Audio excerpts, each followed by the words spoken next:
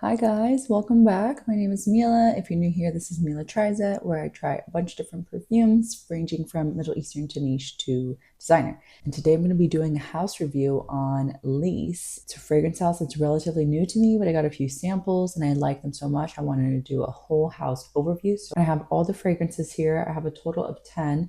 And I think they only have 10 as of right now. So I'm gonna go through all them and give you guys my thoughts, which ones I'm absolutely obsessed with, which ones I want bottles of, which ones I'm gonna pass on, and all that good stuff. The reason I even discovered this fragrance house was from Anna. I'll link her down below. She was talking about like unique fragrances and she mentioned Beau, and the way she described it made me at least want to smell it. I went through the whole sample and then I got a 10 ml of this and I'm already halfway through. And I talked about this in my fall and winter fragrances video. This is one I'm absolutely gravitating towards this time of year. It's so unique.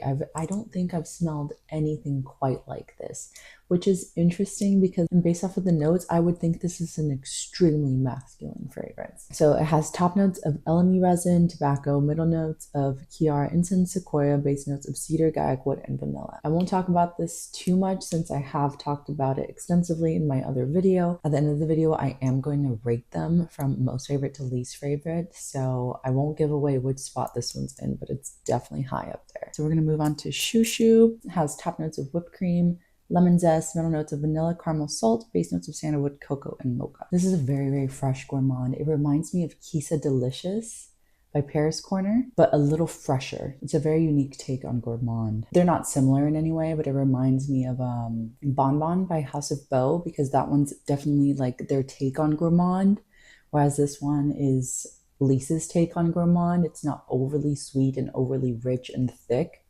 It's kind of like a fresher, airier gourmand. Extremely likable. All right, up next we have Lucienne. It's top notes of pomelo, lemon zest, middle notes of magnolia, water lily, pitaya, and base notes of sea notes and ambergris. Ooh, oh, I hate to keep making these comparisons, but this feels like the Lamar equivalent of House of Beau. Like this would be LIIS's equivalent. That more aquatic, summertime, like sunscreen fresh fragrance. This is really nice. I have to say, this house is really good at making scents extremely wearable, like unique but extremely wearable. It's easily so likable. I didn't mention this though. Beau, I would say, is unisex. Choux is more feminine leaning, and Lucienne is definitely unisex. So next we have Floating, and it doesn't have top, middle, and base listed. It just has one line of notes: linen, peach, bergamot, wild orchid, and sequoia. This is what I imagine Peche Velour being by Maison Mataha. This is exactly what I thought that fragrance would smell like. This is really nice. It's honestly like a clean peach, but it doesn't smell so clean where it's 100% laundry, because I don't like fragrances that smell 100% like laundry. Unisex, but leaning a little bit more feminine. This is going to be really hard to rate these from most to least favorite. And none of this is sponsored. All these opinions are my own. I just genuinely really like this house. The one thing I will say about this house though, I wouldn't say it has the longest lasting power. It's more of like a light fragrance. Okay, Ethereal Wave. I was about to say this is reminding me of Lipton tea, and then I look at the notes. It's black tea, white tea, bergamot, blonde woods, and cardamom. Just one line of notes. Yeah, it smells like a sweet summer tea. I think a man would smell incredible in this. Unisex, leaning more masculine. It's also reminding me of something. It kind of very slightly reminds me of Hibiscus Mahajad, but nowhere near as strong or as sweet, but it does remind me of that fragrance.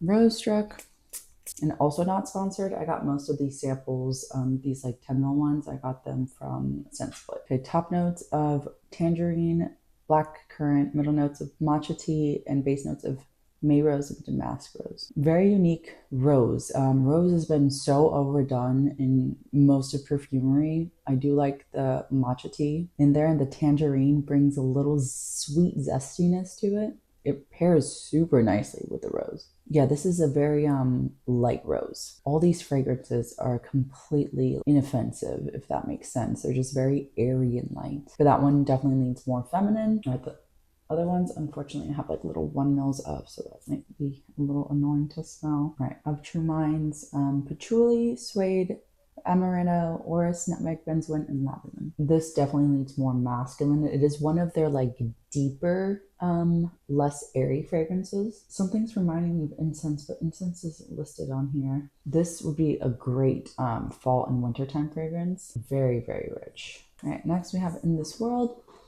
Top notes eucalyptus, blood orange, middle notes fig, lavender, violet, base notes sage, woody notes, and tonka bean. This one doesn't quite call it out to me too much. Yeah, it just smells like clean eucalyptus with a little bit of fig. Definitely more of a fall time fragrance. I think it also leans a little bit more masculine, but it's completely unisex. It smells nice. I don't think I gravitate towards it because that blood orange does bring like a citrusy feel to it. And there's not enough sweetness for me because when it comes to citruses, I like them to be a little sweeter. All right, next we have Celestial. I think this is one of their most recent releases. This sample that I got on Lucky Scent. Top notes of pink pepper and quince, middle notes almond, rice, incense, paper, base notes of tonka bean and lavender. The rice and paper, that's definitely what I'm smelling. Yep. Rice and paper. This is a very interesting fragrance. Very unique. I'll give it that. It's very unique. It is likable. I don't know if I would really gravitate towards wearing it. I think I really want to test this on skin. All right, last but not least is Studied.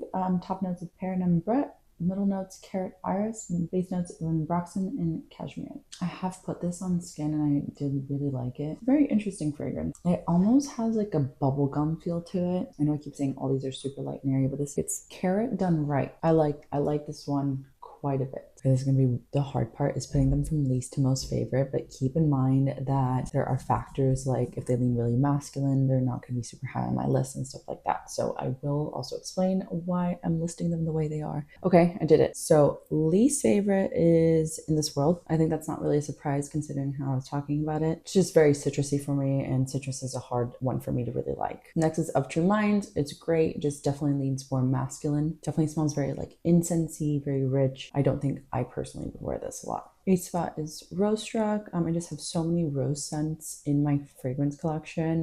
This one just doesn't really stand out to me too much. Smells pleasant, but definitely not calling my name. 7 is Choux. Nice, sugary, like sweet fragrance. I don't think I need a bottle or a 10 ml of this. All these so far, not even a 10 ml or a bottle. Ethereal Wave, very fresh, unisex.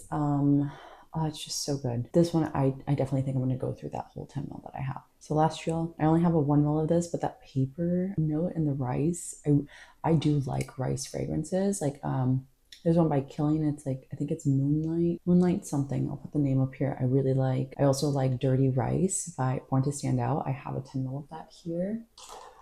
Dirty Rice, and I already went through a 2 ml sample of it and I got the 10. So I have been going through this. I do like rice fragrances.